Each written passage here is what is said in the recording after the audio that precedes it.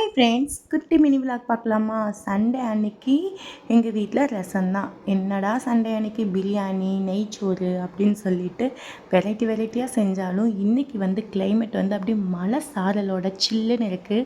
So pepper ரசம் வச்சா நல்லா இருக்குமா? ஸோ அதனால் பெப்பர் போட்டு ரசம் வச்சுட்டேன். ஸோ ரசம் தான், ஆனால் மற்றதெல்லாம் வெரி ஸ்பெஷலாக இருக்கும். இன்றைக்கி பார்த்திங்கன்னா மட்டனில் சுக்கா பண்ண போகிறேன். குக்கரில் கொஞ்சமாக ஆயில் ஊற்றிட்டு வெங்காயம், தக்காளி, கொத்தமல்லி, புதினா, இஞ்சி பூண்டு பேஸ்ட் எல்லாத்தையும் போட்டுட்டேன். அதுக்கப்புறம் பார்த்திங்கன்னா கரம் மசாலா, மிளகாய்த்தூள், மல்லித்தூள் அவ்வளோதாங்க. அதுக்கப்புறம் கழுவி வச்சுருந்த மட்டன் எடுத்து ஆட் பண்ணி தேவையான அளவுக்கு உப்பு போட்டு மூடி போட்டு க்ளோஸ் பண்ணிட்டேங்க. விசில் அதுக்கப்புறம் பார்த்திங்கன்னா பெப்பர் போட்டு இறக்கிட்டேன். அப்புறம் பார்த்திங்கன்னா நேற்று வச்சுருந்த மீனையும் ஃப்ரை பண்ணி எடுத்துட்டேன். அம்மா வீட்டிலேருந்து பிரியாணி வந்துருந்துச்சு. அதனால தான் நான் சிம்பிளாக கொஞ்சமாக ஒயிட் ரைஸும் ரசமும் பண்ணிக்கிட்டேன்.